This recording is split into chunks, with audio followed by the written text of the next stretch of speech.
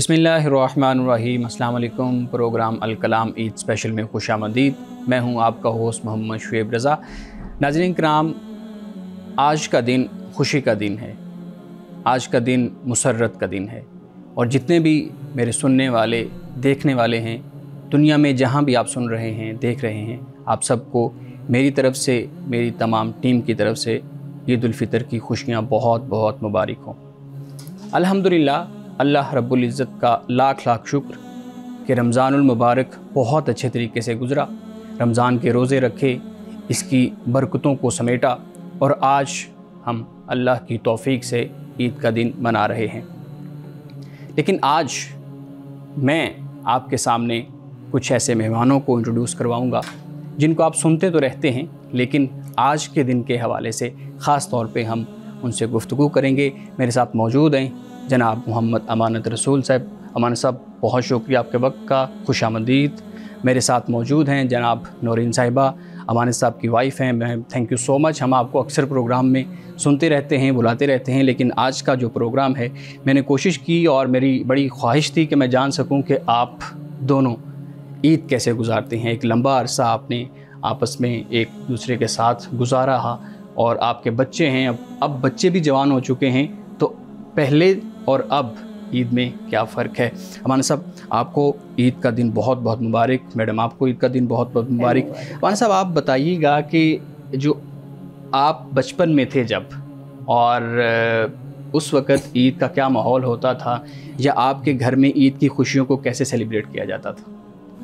देखिए, जहाँ तक याद वो वक्त मुझे आता है, यानी जो मेरे जहन में है, एक तो ये है कि ईद की रात हमारे घर में, चूँकि 3 बड़ी बहनें हैं, तो रात के वक्त वो कपड़े इस्त्री करना, यानी ये चांद रात क्या बात, चांद रात की मैं बात कर रहा हूँ, कपड़े इस्त्री करना, जूते तैयार करना या कुछ सवियाँ वग़ैरह बनाना। उस वक्त सवियाँ बाज़ार से नहीं ली जाती थी।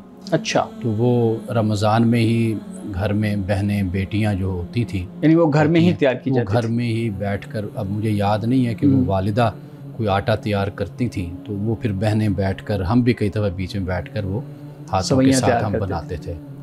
तो वो भी एक बड़ा मेहनत तलब वो काम होता था। तो रात, चांद रात जो है वो इस तरीके से घर में गुजरती थी। और कुछ घर की सफाई सुथराई और ये चीज़ें, जैसे एक शौक़ होता है ना, पूरी तैयारी होती है, एक बड़ा तजस्सुस होता है, और बड़ी भी कल ईद हम मनाएंगे, तो वो फिर उसकी तैयारी सारे मिलकर घर में, छोटा बड़ा सारे अफराद मिलकर घर के कामों में शरीक होते थे। तो ये एक तो ये बात मुझे बहुत अच्छी तरह याद है। दूसरा ये है कि ईदी के मामले में, चूँकि वालिद साहब ख़ास तौर पर, तो वो एक खुले ग्राउंड में, जिसे हम नूरी मस्जिद का प्लॉट हमारे मुल्तान में, यानी जहाँ आप रहते थे मुमताज़ाबाद मुल्तान, तो वहाँ पर वालिद साहब चूँकि उस मस्जिद के ख़तीब थे, तो उस मस्जिद के साथ बहुत बड़ा ग्राउंड था, तो वहाँ पर फिर वो ईद की नमाज़ पढ़ाया करते थे। हमें अब तक याद है कि वो टेंट वगैरह बनाते हैं, और दरियाँ जब हम जाते तो वो उठा रहे होते थे, अब्बा जी बैठे होते थे, तो वो उन्होंने वो जुब्बा दस्तार वो सारा कुछ, एक बड़ी ख़ूबसूरत उनकी शख्सियत थी। तो वो फिर उनके पास हमने जाना, तो उनको पता था आ गए हैं ये, तो वो फिर सब के लिए जो है वो उन्होंने बड़े नोट जो उनसे ना, बड़े नए नोट जो उनसे वो लेकर रखे होते थे। तो वो फिर हमें सबको उस वक़्त जो भी होता था, 10 रुपये या 5 रुपये या जो भी रकम होती थी, तो वो हमें सबको, बल्कि 10 रुपये तो बड़ी बात थी, मेरे ख्याल 1 रुपये या 2 रुपये उस वक़्त वो मिला करते थे। यानी आपको ईद नमाज़ पढ़ने के बाद मिलती थी? नमाज ईद के बाद। सही। तो वो कपड़े पहनकर, वो एक अजीब सा इंसान के अंदर ना, बचपन में वो एक बड़ा शौक़ होता था कि भाई, एक तो अब तो माशाल्लाह लोगों के पास पैसा है ना, वसाइल हैं, कपड़े बनाते रहते हैं, सूट बनाते रहते हैं, जूते लेते रहते हैं, एक लोगों की अब एक रूटीन लाइफ आप समझ लीजिए। लेकिन उस वक़्त ये होता था कि भाई साल में तो 2-3 जोड़े बनने हैं, 2 जोड़े, या किसी की शादी है तो उस पर बनना है, या ईद पर बनना है, या जूते भी ख़ास तौर पर।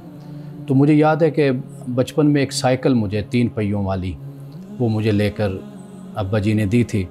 तो वो मैं बड़ी उसकी सफाई सुथराई और बड़ा उसका ख्याल, और उसको फिर मैंने चारपाई के नीचे, पलंग के नीचे घुसा देना, और फिर उसको निकालना, फिर यानी वो जो खुशी होती थी वो ये थी कि भाई चीज़ें कम मिलती थी और उनकी कदर भी होती थी, और फिर एक तबीयत के अंदर एक तजस्सुस भी होता था, और बड़ी यानी उस खुशी का तो बंदा यानी अल्फाज भी नहीं है कि इंसान बयान कर सके। बिल्कुल सही है। तो अब्बा जी से भी मिलती थी, और फिर ये कि हमारी ईदें फिर उधार भी रहती थी ना, यानी अब्बा जी की तरफ ईद उधार है? नहीं, अब्बा जी की तरफ नहीं, यानी अब्बा जी से तो मिल गई, फिर नाना की तरफ उधार है, फिर नानी की तरफ उधार है, फिर मामू की तरफ उधार है, जो भी है। तो उसने बेशक ईद से बाद मिलना है कभी तो, लेकिन ये है कि हमने बहरहाल उसको याद रखना है कि हमने इस बंदे से वसूल करनी है ईद अपनी। सही। मैडम आपकी तरफ मैं आऊँगा, आप बताइएगा कि आप जब बचपन में थे तो उस वक़्त आपकी ईद कैसे गुजरती थी, क्या माहौल होता था घर में? और आप अमाना साहब तो मेरे ख्याल में आप गांव से थे ना? आप शहर मुल्तान से। शहर मुल्तान से। आप लाहौर की मेरे रहने वाली, तो लाहौर में कैसे मामलात थे उस वक़्त ईद के? मेरी तो क्या ही पूछे, हमारा जो बचपन था ग्रेट था। मुझे तो यही लगता है कि जितना एंजॉय हमने किया है शायद ही किसी ने किया हो। लाहौर शहर से ताल्लुक़, फिर हमारा घर मेन जो बाज़ार है हमारे इलाके का बिल्कुल उसके करीब मुत्तसिल है, और उस वक्त सिक्योरिटी के भी ऐसे कोई मसाइल नहीं थे। बच्चे बच्चियाँ दिन में रात में बाज़ार क्योंकि बिल्कुल करीब था, और कुछ नहीं भी लेना होता था तो बाज़ार के चक्कर लग जाता था, और उसमें जो स्टॉल्स लगे होते थे और जो ख़ास किस्म के पकवान जैसे फेनिया वगैरह है उसके स्टॉल्स, मिठाइयों के, ज्वेलरी और मेकअप, ये चीज़ें मतलब तो हमें आज भी इसकी रंगारंगी नजर आती है। मैं आपको फिर भी बताऊंगी कि वो जो दौर था ना, क्योंकि हमारा काफ़ी पहले की बात मैं बचपन की कर रही हूँ, उसमें सादगी बहुत ज़्यादा थी, तसन्नुह नहीं था। महंगाई का इतना मुझे याद आता है कि जिस तरह अब पैसा तो बहुत है लेकिन महंगाई भी बहुत है, उस तरह मतलब जिस तरह हम बहुत रोने रोते हैं कि बहुत चीज़ें महंगी, पहले ऐसे हम इस तरह जिक्र नहीं करते होते थे। चूड़ियाँ भी पहन ली, चीज़ें भी ले ली, मेहंदी है, उस दौर में वो मेहंदी लगती थी, वो डाई से एक मिलती थी चापे वाली, वो वाली भी, या घर में चीनी और पत्ती की हम लोग, मुझे याद है। अच्छा, कि रात को घर में भी बहुत हमारे पास एक ख़ास बर्तन होता था। सारी हम लोग जॉइंट फैमिली में रहते थे, 4-5 बहनें हमारी थी, 4-5 हमारी चचा की बेटियाँ, तो 8-10 लड़कियां मिलकर रात को मेहंदी तैयार करती थी। चीनी बाकायदा तौर पे तैयारी होती थी, इस पे तो टाइम लगता होगा। सेलिब्रेशन यानी कि चांद रात जो थी वो हमारे काम ख़त्म ही नहीं होने को आते थे कि ईद, वो मेहंदी भी बन रही है, फिर तिनकों के साथ उसे लगाया भी जाता था। अच्छा, तिनकों के साथ कैसे? वो लिक्विड बनती थी ना, ठीक है, वो लिक्विड वाली मेहंदी होती थी के साथ। हाँ जी, उसकी डिज़ाइनिंग जो की जाती। अब तो बहुत ज़्यादा यानी कि इंजेक्शन इस्तेमाल हो रहे हैं ना, स्ट्रिंजेस हो रही इस्तेमाल इस काम के लिए, या और भी तरीके आगे, कौन मेहंदी आ गई, उस वक्त कौन मेहंदी नहीं होती थी, तिनके वगैरह हो गए या फिर दूसरी मेहंदी। तो लेकिन मैं जो कि अगले दिन जो आप, ये तो होगी चांद रात की बात, खबरी इसी तरह जैसे हमारे साहब ने जिक्र किया, कपड़ों की प्रेपरेशन है या चूड़ियाँ हैं या दीगर चीज़ें, लेकिन जो असल चार्म होता था वो सुबह उठने के बाद, यानी कि हमें तो बेताबी होती थी कि कब हम कपड़े पहनेंगे, कब हम ईदियाँ लेंगे। और जॉइंट फैमिली थी, आसपास और भी चची वगैरह, चचा हैं, पुप्पो हैं, इन सब से कुछ फासला तय करके भी जाना पड़ता ना, पैदल हम जाते थे। नाज़रीन किराम, यहाँ वक्त हुआ चाहता है एक ब्रेक का, हमारे साथ रहिएगा।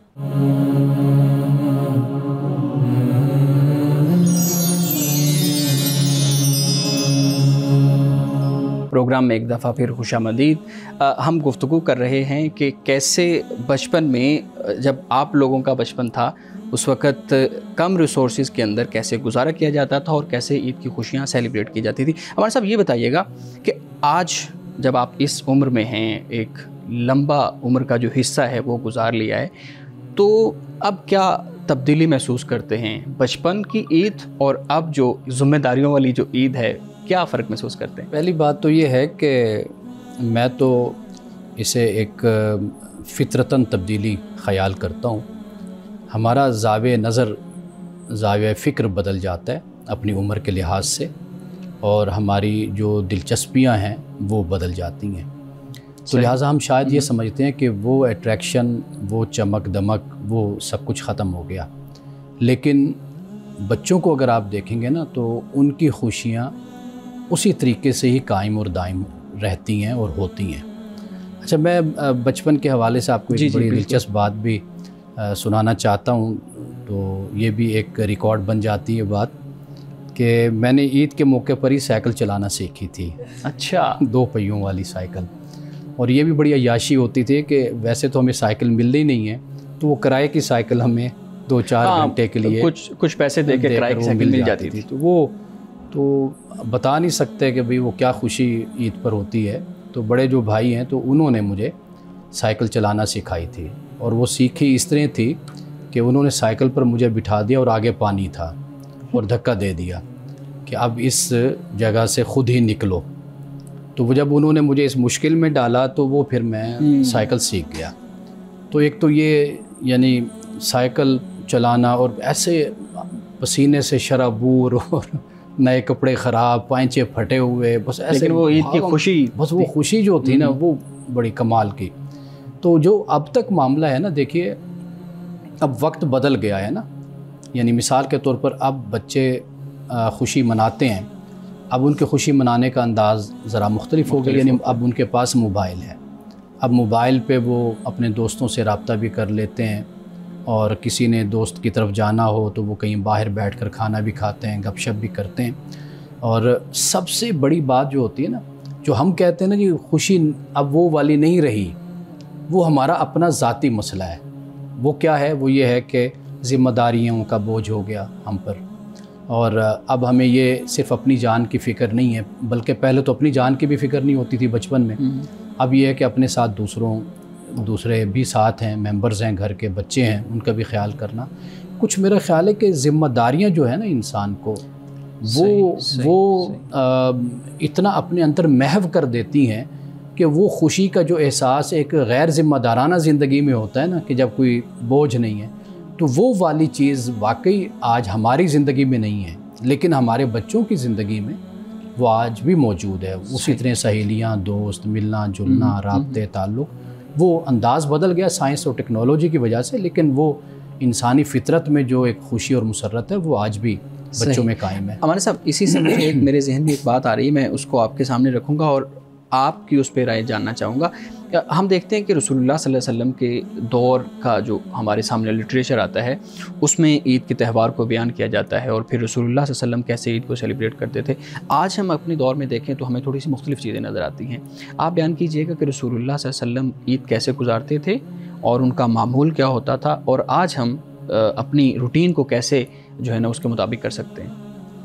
रसूलुल्लाह सल्लल्लाहु अलैहि वसल्लम का तरीक़ा और सुन्नत तो यही है कि जैसे नमाज ईद उल फ़ित्र से पहले जो भी कपड़े मुयस्सर हैं, पुराने हैं, नए हैं, लेकिन धुले हुए साफ़ सुथरे साफ़ कपड़े, वो आप ज़ेबतन फरमाते थे। और फिर ये कि खजूरें ताक में आपने खानी, 1 या 3 या ये गिनती होती थी। यानी ये खजूरें इसलिए कि ये मीठा खाना मीठा है, और तिब्बी नुक्ते नज़र से अगर आप देखें तो उसमें ताकत भी बहुत है खजूरों में। तो आप फिर ये है कि आप तकबीरात पढ़ते हुए, अल्लाह को याद करते हुए आप ईदगाह की तरफ जाते थे। मस्जिद से ज़्यादा ईदगाह का तसव्वुर है, यानी खुले ग्राउंड में। हमारे यहाँ तो मस्जिद और ईदगाह, यानी ईद आज के दिन, ईद के दिन मस्जिद और ईदगाह तकरीबन एक ही तसव्वुर की जाती है। हमारे यहाँ ईदगाह का तसव्वुर ही नहीं। लेकिन ये है कि जो तरीक़ा हमारे सामने आता है, रसूलुल्लाह सल्लल्लाहु अलैहि वसल्लम की सुन्नत है, वो यही है कि भाई बड़े ग्राउंड में और बड़ी जगह पर ईद की नमाज़ पढ़ी जाए, ताकि मुसलमानों का इत्तेहाद, उनका इज्तिमा और उनकी कसरत नज़र आए कि ये मुसलमानों का इज्तिमा हो रहा है। और अब अगर आप ये देखिए ना कि जहाँ पर 10,000, 20,000, 1 लाख लोग इकट्ठे हों तो उसका कितना रोब होता है। तो इसलिए रसूलुल्लाह सल्लल्लाहु अलैहि वसल्लम ने, यानी ईदगाह आप कह लीजिए या बड़ी जगह, वहाँ पर आपने नमाज आपने अदा फरमाई, गए आपने इमामत भी की, आपने खुतबा भी दिया, और फिर ये कि जब आप वापस आए तो दूसरे रास्ते से आप आए। अच्छा, इसकी क्या रीज़न है कि एक जी आप प्लीज़। ये बात मैं पूछना चाह रही थी कि आपने 2 रास्तों का इंतखाब किया, जाते हुए और वापसी के लिए, और इसमें भी कोई हिकमत पोशीदा है? देखिए, एक तो ये कि जिस रास्ते से आप जा रहे हैं, जो लोग मिल रहे हैं उनसे वहाँ पर मुलाकात हो गई। अच्छा, और फिर यह है कि रास्तों को भी बरकतें अता फरमा दी कि आप अल्लाह की तकबीर पढ़ते हुए, अल्लाह को याद करते हुए आप जा रहे हैं, तो आप फिर दूसरी जगह से जो है आप वहाँ से आए, ताकि ज़्यादा से ज़्यादा रास्ते में लोगों से आपकी मुलाकात भी हो जाए और वो रास्ता भी मुतबर्रक हो जाए कि आप वहाँ से गुज़रे हैं और आपने अल्लाह को याद किया है। तो ये असल मकसूद है कि यानी माहौल में खुदा का नाम जो है वो गर्दिश करे, उसकी बरकतें हों, तो ये पेश नज़र है। ठीक ठीक ठीक। एक और चीज़ मैं पूछना चाहूँगा, हम जब ईद पे आपने बयान किया कि रसूलुल्लाह सल्लल्लाहु अलैहि वसल्लम एक रास्ते से जाते दूसरे रास्ते से वापस आते ताकि ज़्यादा से ज़्यादा लोगों से मुलाकात हो सके, लेकिन हम देखते हैं कि आजकल हम घुटन के माहौल में ईद गुजारने की कोशिश करते हैं, दूसरों से मिलते नहीं हैं, और हमारे यहाँ जो एक रुझान था रिश्तेदारों को मिलने का, दोस्तों को मिलने का, तोहफ़ा देने का, वो भी ख़त्म होता जा रहा है। तो इस पे मैं चाहूँगा कि आप भी मैडम बात कीजिएगा कि कैसे हम इसको कैसे समझें। हमें लगता है कि शायद ये चीज़ें ख़त्म हो रही हैं, लेकिन जब हम किसी से बात करते हैं तो वो कहते हैं कि नहीं, ये माहौल थोड़ा सा तब्दील हुआ है, ये चीज़ें मौजूद हैं। नहीं, माहौल तो तब्दील हुआ है, लेकिन ये है कि कुछ हम अपनी अक़दार से, रिवायात से भी हम दूर हो गए हैं। यानी कि तरीक़ाकार यही होना चाहिए कि ज़्यादा से ज़्यादा लोग एक दूसरे के साथ जुड़ें, मिलें, मुलाकात करें, उनका ताल्लुक़ कायम हो, और अपने घर में कम से कम ऐसा माहौल बनाया जाए कि जैसे अपने बच्चे हैं, मियाँ बीवी हैं, मिल बैठें, आपस में खाना खाएं, गुफ्तगू करें, और हंसी मजाक हो, तफरीह हो, ये सारा कुछ घर में होना चाहिए। और अगर आप के रिश्तेदार आस-पास हैं तो आप उनके पास भी आप जाएं, उनसे मिलें, उनसे मुलाकात करें। इस पे हम ब्रेक के बाद बात करते हैं। नाज़रीन किराम, यहाँ वक्त हुआ चाहता है एक ब्रेक का, हमारे साथ रहिएगा।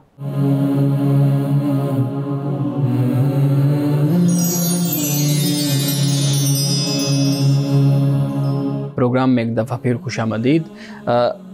मैडम ने जो है ना वो पूछा था कि हम जो नादार लोग हैं, जो बहुत ज़्यादा वसाइल और रिसोर्सेज नहीं रखते, वो कैसे अपने रिश्तेदारों को अपने घर में इनवाइट करें या अपनी गैदरिंग्स को कैसे मैनेज करें विद इन कम बजट।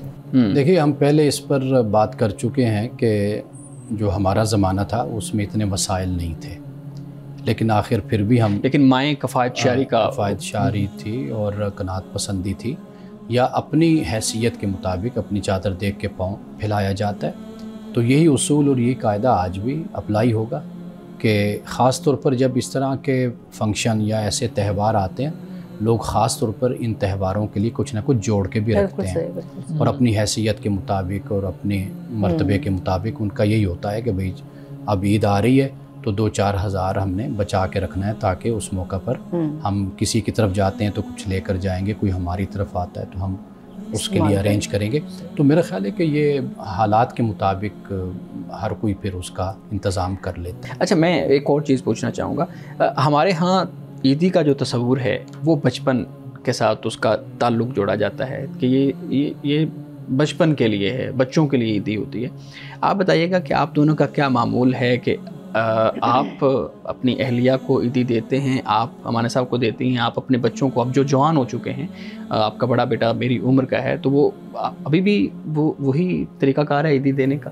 देखिए, बच्चे तो ज़बरदस्ती भी वसूल कर लेते हैं, चाहे वो बड़े हो गए और हम भी उनको देते हैं। और सिर्फ़ ये नहीं कि अपने बच्चों को देते हैं, जहाँ पर भी जाना हो अपने बहनों की तरफ जाएं, भाइयों की तरफ जाएं। तो मेरी तो खैर बेगम जानती हैं कि मेरा तो ये मामूल है कि मैं अपनी हैसियत के मुताबिक ज़रूर मैं अपने भतीजे हों, भतीजियाँ हों, ईद से पहले ही बल्कि भिजवा देते हैं, पहले भी मैं भिजवाता हूँ। यानी कि ये साल हर साल से मेरा यही मामूल और तरीका है। तो बाकी ये है कि बेगम को भी, यानी आपस में भी एक दूसरे को ईद देते हैं। हमारे यहाँ रुझान नहीं है ना असल में।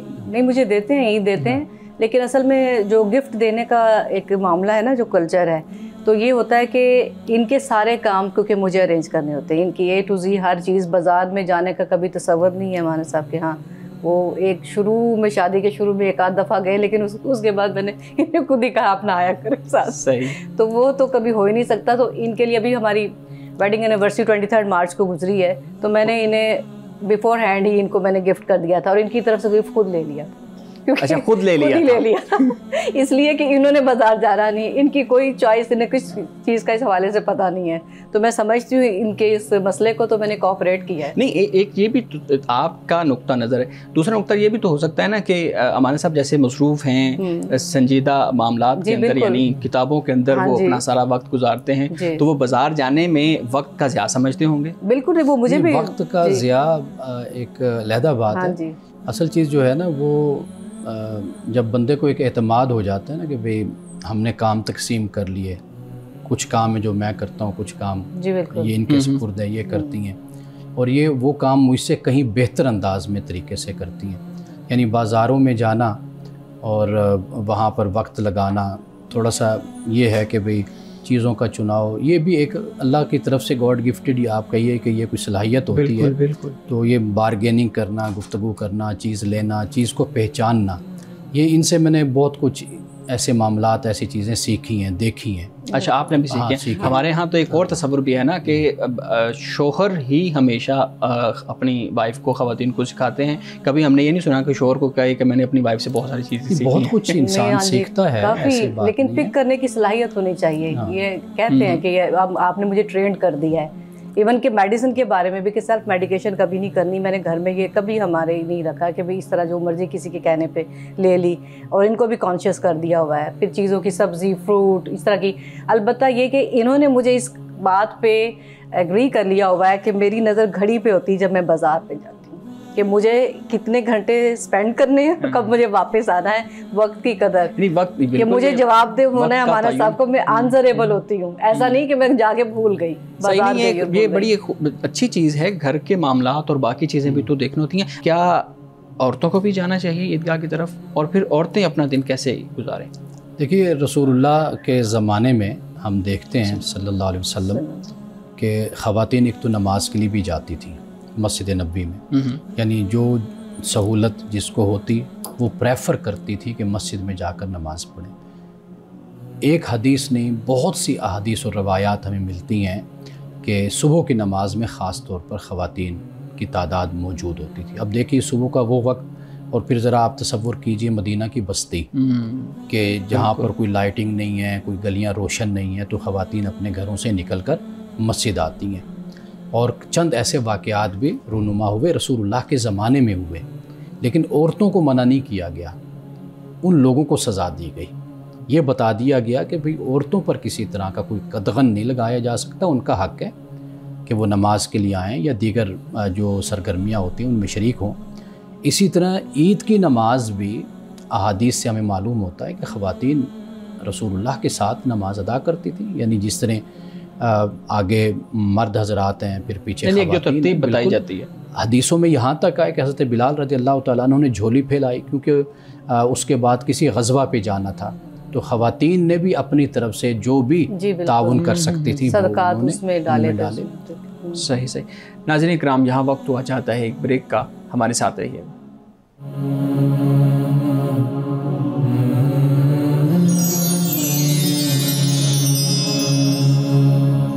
प्रोग्राम में एक दफ़ा फिर खुशामदीद। मैं सवाल, आधा सवाल उसका जवाब आपने दे दिया। अगला सवाल मैं मैडम आपसे आपकी तरफ आऊँगा। आप बताइएगा, हमारे यहाँ जैसे ख़वातीन घर में काम काज में मसरूफ़ होती हैं, सारा दिन ईद का, आज का जो दिन है देखें आप, सारा ख़वातीन का दिन इसी तरह गुजरा है। और हम मुख्तलिफ़ TV चैनल्स पे भी देख रहे हैं, मुख्तलिफ़ वीडियोज़ में भी देख रहे हैं, ख़वातीन खाने बना रही हैं, मर्द बैठे हुए हैं, खाने खा रहे हैं। तो ये जो माहौल है, आपको क्या लगता है ये ठीक है? और आपके घर का जो माहौल है वो किस तरह का है इस मामले में? सही। एक चीज़ ये है कि किचन और औरत का जो एक ताल्लुक़ है ना, वो बड़ा एक यूनिक सा ताल्लुक़ है। और ऐसे नहीं कह सकते हैं कि ये चोली दामन का साथ कह सकते हैं हम कि औरत और किचन ये साथ, लेकिन औरत को कोऑपरेशन की ज़रूरत होती है, ख़ास तौर पे ऐसी सेलिब्रेशन जो हमारी इज्तिमाई होती है कि वो भी किचन से बाहर ज़रा कदम रख के आराम से कुछ सहूलत के साथ। इसमें जो आइडियल चीज़ है वो यही है कि घर के अफराद जो उनसे हैं उनको साथ शामिल होना चाहिए। बच्चे अपनी इस्तात के मुताबिक, हस्बैंड को जो भी मतलब ताउन की कोई शक्ल बनानी चाहिए। दूसरा ये है कि मैं अगर पर्सनली अपनी बात आपको बताऊं तो मैं इस चीज़ को बहुत इंजॉय करती हूं। पहले कुछ और बात थी, नज़रिया, इंसान की सोच अगर चेंज हो, साथ साथ तब्दील होती है, वक्त के साथ अगर हो, नहीं इस चीज़ को भी हर कोई नहीं इंजॉय करेगा। मैंने इस सोच को, इस चीज़ में अपनी मुसरत ढूंढी कि मेरे यहाँ सेलिब्रेशन होगी, मैं अपने हाथ से बनाऊंगी, मेरे घर में एक जो माहौल बनेगा, खुशी का समा, जैसे रात से मैं रात को अपना मीठा तैयार कर लेती हूँ। और कुछ अगर मेरे घर में गेस्ट आने हैं तो यकीनन प्रेपरेशन जो उनसी होती है before one day one night हम शुरू कर देते हैं। मैं उन चीज़ों में लज़्ज़त महसूस करती हूँ, मैं बहुत इन लम्हात को एंजॉय करती हूँ। और फिर मैं अपने बच्चों के लिए एक हिस्ट्री बना रही होती हूँ कि मेरे बच्चों को ये लम्हात याद रहेंगे, एक उनके जब भी याद करेंगे अपनी बचपन को तो उन्हें कहा हमारी मदर हमारे लिए खाने बनाती थी। ये एक मोहब्बत होती है एक माँ की तरफ से, एक बीवी की तरफ से, कि वो अपने खूबसूरत हाथों के साथ खाने तैयार करती हैं। लेकिन इसमें ताउन की ज़रूरत है। ये जो रवैया है ना, देखिए ख़वातीन का जो मामला है ना वो मर्दों से बिल्कुल जुदा है। यानी बहुत सी मैंने ख़वातीन देखी, उनको बड़ा शौक़ भी होता है कुकिंग का और इन चीज़ों का, और वो बड़ा इसके अंदर ना बड़ी राहत उनको महसूस होती है। और मेरी बेगम जो उनसी हैं, ये तो यानी बहनें अगर फ़ोन भी करती हैं तो पता चलता है कि भाई किचन में वो कहते हैं हम जब भी फ़ोन करते हैं तुम किचन में होती हो, कब मतलब बैठती हो, कब तुम सोती हो, आराम करती हो। तो कुछ ख़वातीन यानी ये ज़ौक़ उनका होता है। ये बात ठीक है, लेकिन मैं ये पूछना चाह रहा हूँ कि वो फिर किचन के साथ ही उनकी ईद है, मतलब ये तो बड़ी हैरान। नहीं, मैंने आपसे कहा ना, जैसे अब तो इसकी शक्लें कुछ और भी निकल आई हैं। एक तो ये कि जो बहुत ज़रूरी चीज़ें बनानी है, कोई ताउन की शक्ल हो जाए। जैसे अब मैंने कल जब परसों अपनी इफ्तार वगैरह के लिए तो मैंने बच्चों को भी कि चलो भी वो लेमोनेड बनाना, तो लीमू निचोड़ो अपनी इस्तात को, जो कुछ बच्चों को भी साथ लगाया, तो थोड़ा बहुत साथ उसमें। फिर ये कि मुलाजमाएं हैं वो भी मेड्स, हाँ जी, वो भी हाउस हेल्पर्स हैं, वो काम करती हैं। एक ये सूरत है। दूसरा, अब हम कुछ टेक अवे भी तो कर सकते हैं ना, चीज़ें घर में ऑर्डर कर सकते हैं। ये सूरत निकल आई है। हाउस में तो घर के बने हुए खाने भी मिल सकते हैं, ऑर्डर कर सकते हैं। तो लेकिन कुछ ना कुछ ईद के दिन एक मदर को, एक बीवी को अपने बिलव्ड लोगों के लिए कुछ ज़रूर बनाना चाहिए, चाहे थोड़ी सी कोई चीज़ हो, अपने हाथ की कोई चीज़ दे।